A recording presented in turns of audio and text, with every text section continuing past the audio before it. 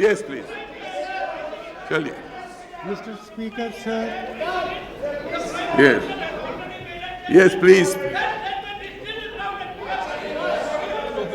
Nothing is to be recorded. I won't allow anything to be recorded. Mr. Speaker, sir, I wish to make a statement on the ongoing global financial crisis and its Such an impact. important issue, he has volunteered to come in. It's his duty to make a statement.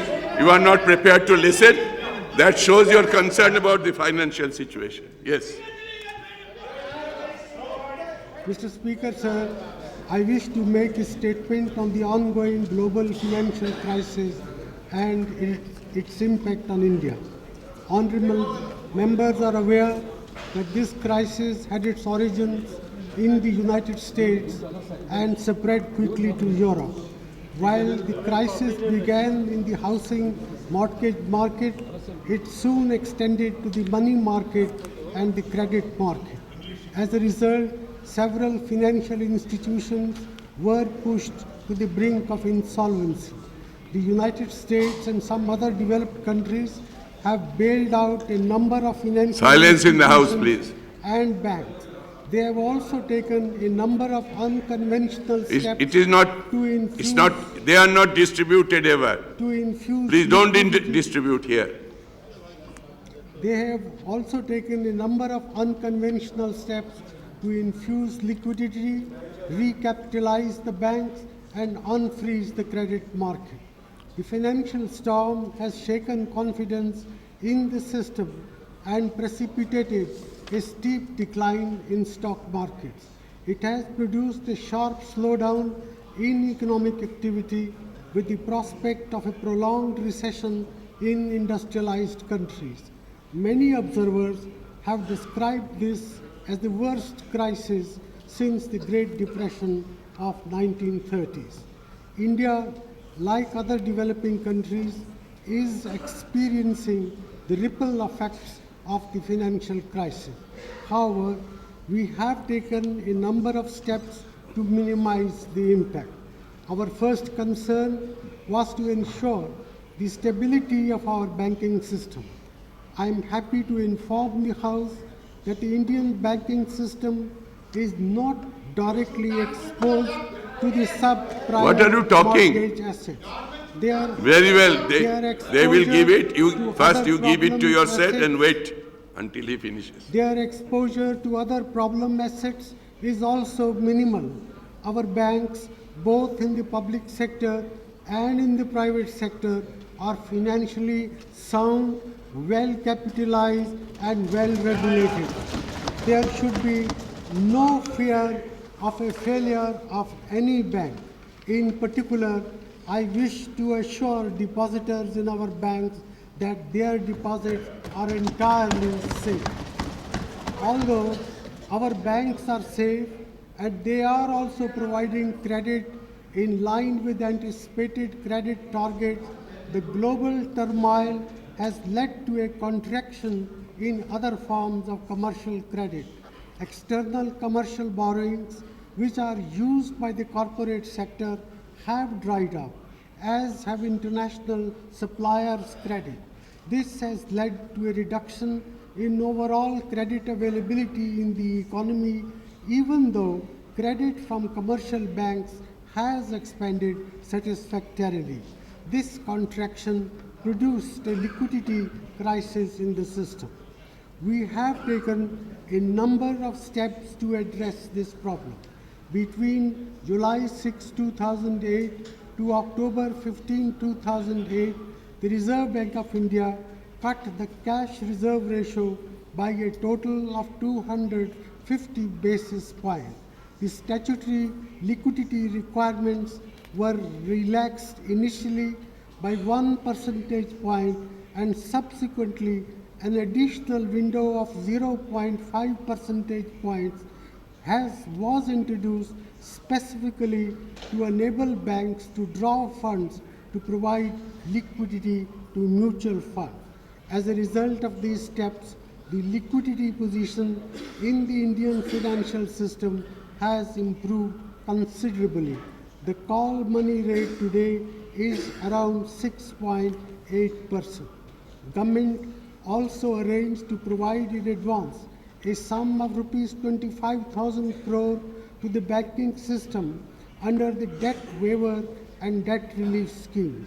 The limit of investment by foreign institutional investors in corporate bonds was increased from US $3 billion to US $6 billion. Earlier today, the Reserve Bank of India announced a 100 basis point cut in the repo rate, which is the rate at which banks can borrow against surplus SLR securities.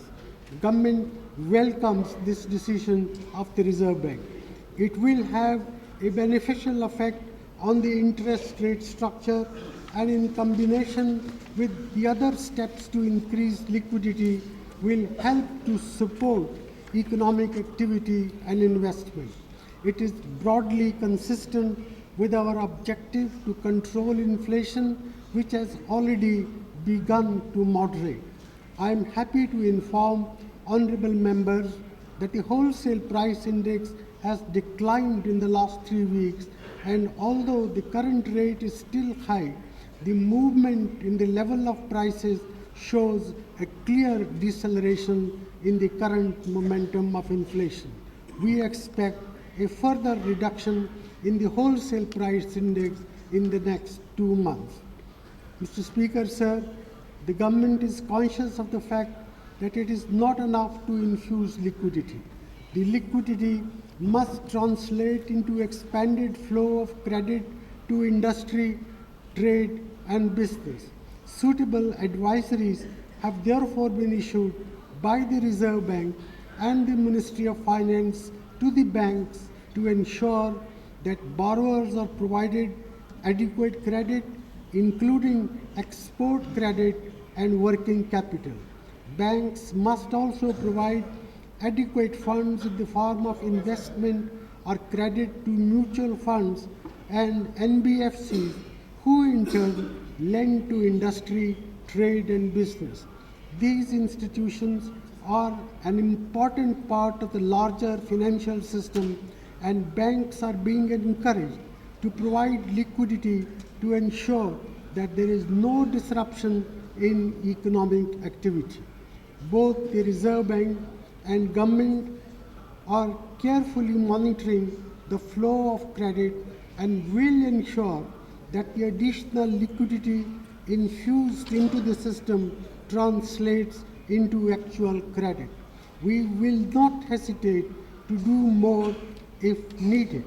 While the capital adequacy ratios of all our banks are well above the Basel norm and above also the Reserve Bank of India's stipulated norm, government has promised that it will help banks which have lower ratios to access funds to increase their capital risk-weighted asset ratio to 12%.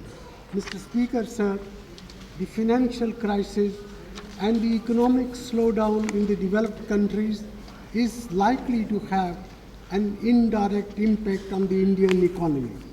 Fortunately, this effect will be on an underlying strong performance. GDP growth in the first quarter of 2008-9 was 7.9%. During April-August 2008, exports increased in dollar terms by 35.1%. Foreign direct investment during this period was US dollars 14.8 billion. Gross tax revenues are on target. The CMIE database shows that a huge amount of money towards capital expenditure is in the pipeline. Nevertheless, we must be prepared for a temporary slowdown in the Indian economy. The precise impact is difficult to estimate at this point, since the depth and duration of the global slowdown remain uncertain. Some estimates project GDP growth to decelerate to 7.5% in the current year. The most pessimistic estimates place it at no less than 7%. Our effort will be to minimize the negative effect of the financial crisis, and once the global situation stabilizes, to return to the growth trajectory of 9%. I would urge honorable members and the people of India to continue to repose faith in the fundamentals of the Indian economy. Honorable members will recall that in anticipation of a slowdown, we had stepped up public expenditure in the budget presented on February 29, 2008. Our expenditure proposals were criticized at the time in some quarters, but I am happy to note that it is now widely acknowledged that increased public expenditure is an important part of the solution. Our expenditure on education, health, National Rural Employment Guarantee Program, National Rural Health Mission, Accelerated Irrigation Benefit Program, Jawaharlal Nehru Urban Renewal Mission, and other programs will, I believe, stand us in good stead in these difficult times. Besides, the debt waiver and debt relief amounting to rupees 65,000 crores to 3 crores 60 lakh farmers will also greatly benefit our farmers and enthuse them to increase production.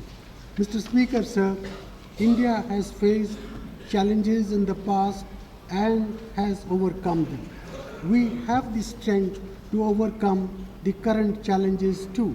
In fact, it is when India is challenged that the Indian people rise to the occasion and convert the challenge into an opportunity. There is no place for fear. This is the time for unity of purpose and resolute action. I seek the support of all sections of this august House to the measures taken by government and the authorities. Yes, I will allow it.